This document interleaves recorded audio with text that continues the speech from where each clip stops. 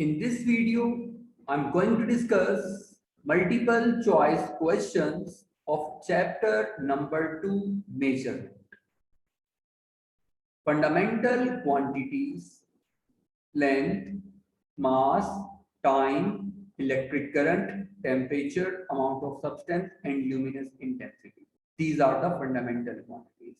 And their units are, in SI system, their units are: length is in meter, mass is in kilogram, time in seconds, electric current in ampere, temperature in Kelvin, amount of substance in mole, luminous intensity in candela. Exam में physical quantity given होगा, आपको उसका unit बताना होगा, क्या unit given होगा, आपको उस फिजिकल क्वांटिटी का नाम बताना होगा. इससे एग्जाम में एमसीक्यू बन जाता है. For example, in 2010 we have MCQ. In SI system, the unit of mass is kilogram. The SI unit of work is, as work is a derived quantity and work is equals to F into S. Force in Newton and displacement in meter. So correct option is Newton meter. The SI unit of length is meter. The SI unit of pressure is Pascal. The SI unit of amount of substance का unit mole होगा. The SI unit of luminous intensity is candela. तो different years में students ये MCQs पूछे जा चुके हैं. आपको बहुत अच्छे से इन स्टूडेंट्स को, इन तमाम यूनिट्स को मेमोराइज करना होगा.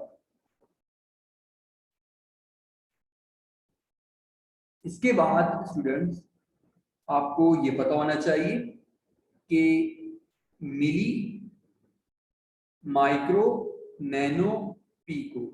मिली है 10 power -3, micro 10 power -6, 10 power -9, 10 power -12.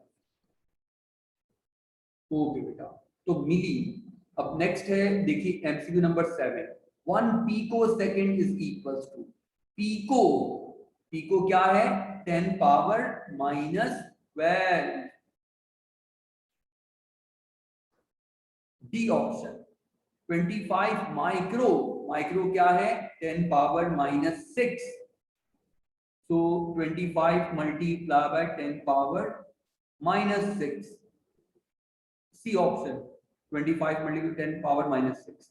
1 micrometer, micro means 10 power -6. 1 nanometer, nano means 10 power -9. 1 microgram is equal to 10 power -6 gram. But all options are in kilogram.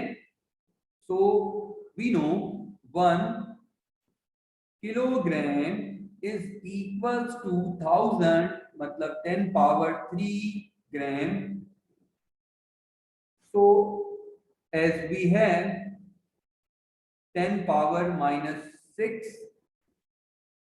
gram and we want to this 10 power -6 gram into kilogram, so we have to convert gram to kilogram now. So we will divide by 10 power 3. Reverse में हमें divide करना होता है. तो 10 power -6 -3, it will become 10 power -9. So 1 microgram is 10 power -6 gram, but all options are in kilogram. So the correct option is C, 10 power -9 kilogram.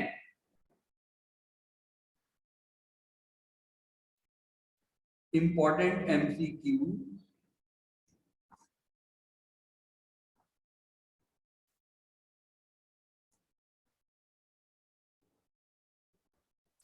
(10 power -9 seconds is called decamilli, micro, nano, nanosecond. 1 milliampere, milli is 10 power minus 3 mega. Okay, students, kilo, mega, giga, tera. Kilo means 10 power 3, mega means 10 power 6, giga 10 power 9, tera 10 power 12. So giga is 10 power 9. Mega joule ना number 14 है. 1 mega joule is equal to dash joule. Mega means 10 power 6. 15 है. Giga means 10 power 9. 1 metre is equal to dash. All options are in millimetres ना. तो बेटा आपको ये पता होना चाहिए कि 1 मीटर में 100 सेंटीमीटर होते हैं और 1 सेंटीमीटर में 10 मिलीमीटर होते हैं. अब मुझे मीटर टू मिलीमीटर जाना है. मैं पहले 100 से मल्टीप्लाई, 100 को 10 से मल्टीप्लाई करूंगा, आ जाएगा 1000 मिलीमीटर. ऐसे ही आपको ये भी पता होना चाहिए कि 1 मीटर में 1000 मिलीमीटर होते हैं. और बिल्कुल ऐसे ही आपको ये पता होना चाहिए कि जो 1 लीटर है उसमें 1000 मिलीलीटर्स होते हैं. 1 metre 1000 millimetre, 1 litre 1000 milliliter. So 1 meter is equal to dash. All options are in millimeter. So we have to convert meter into millimeter. So correct option is 10,000 millimeter means 10 power 3 millimeter. 1 mega ohm. Mega is 10 power 6. 10 power minus 6 kilometer है. इसे मुझे simplify करना होगा.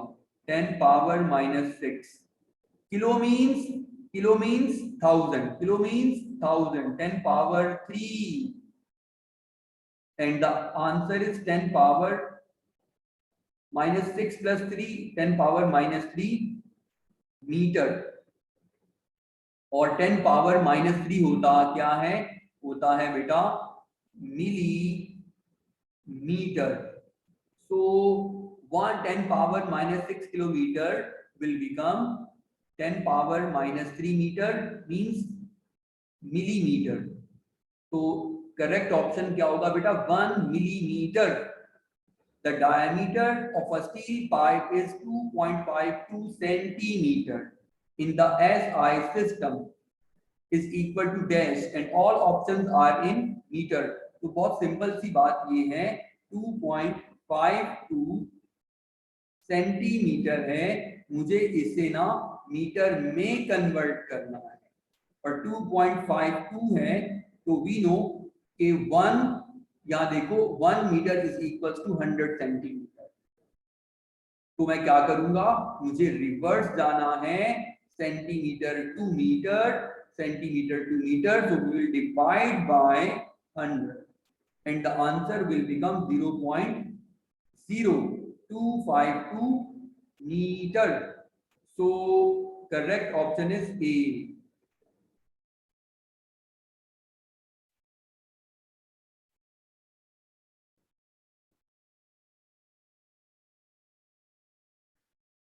MCQ number 20. Physical balance is used for the measurement of mass. Physical balance is used for the measurement of mass. The mass of our galaxy is, बेटा memorise करना होगा आपको, 2 multiplied by 10 power 43 kilogram. If two quantities are directly proportional to each other, then the graph between them is dash. बेटा practical number 1A और 1B में आपने बात notice की होगी कि अगर दो क्वांटिटीज में डायरेक्ट रिलेशन हो तो उनमें ग्राफ हमेशा स्ट्रेट लाइन बनता है. जैसे कि प्रैक्टिकल नंबर 1 में आपने स्टडी किया, force is directly proportional to length, stress is directly proportional to strain, and the graph between them, these two quantities, the graph between these two quantities will be a straight line. Straight line graph बन रहा होता है बेटा. The unit derived from the fundamental unit is, fundamental unit जब हम drive करते हैं उसका नाम क्या होता है, drive unit. The unit drive from the fundamental unit is called drive unit. Fundamental unit से हम बनाते हैं drive unit. Number 24, zero error is a kind of dash error. तो जीरो एरर जो कि सिस्टम में एरर होता है, positive zero error, negative zero error, systematic error होता है। अगर अपैरेंटस में कोई एरर हो तो सब जीरो एरर कहते हैं, systematic error. If the radius of the circle is r, number 25 MCQ है, if the radius of the circle is r, circle है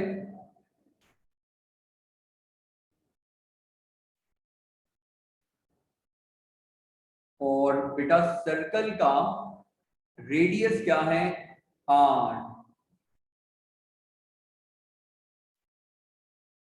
Its area means shaded region, area means shaded region,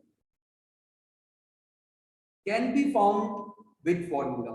तो area का formula होता है बेटा पाई R square, और बिल्कुल ऐसे आपको सर्कमफेरेंस से जो आउटर बाउंड्री है इसका फॉर्मूला पता होना चाहिए, 2 pi R, area pi R square.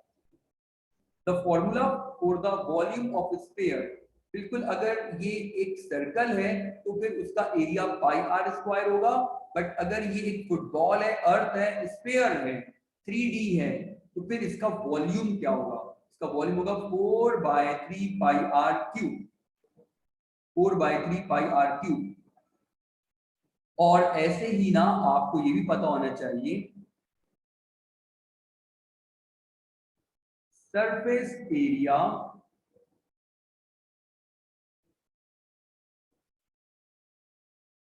Of sphere, surface area of sphere होता है बेटा 4 pi R square.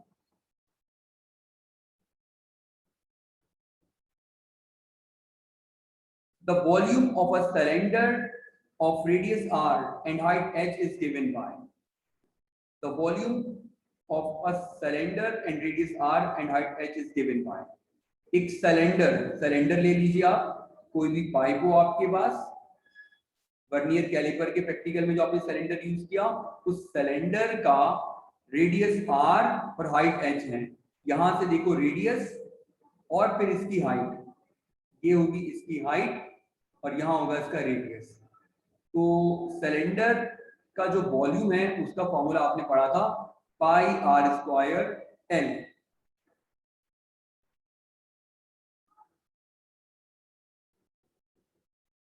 Least count of screw gauge, screw gauge का लीस्ट काउंट होता है बेटा 0.001 सेंटीमीटर, और वर्नियर कैलिपर का लीस्ट काउंट होता है 0.01 सेंटीमीटर।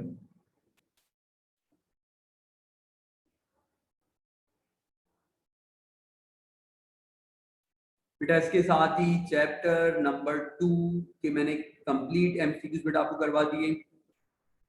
इंशाल्लाह नेक्स्ट वीडियो में हम नए चैप्टर के मल्टीपल चॉइस क्वेश्चंस करेंगे। अपना बहुत ख्याल रखिएगा।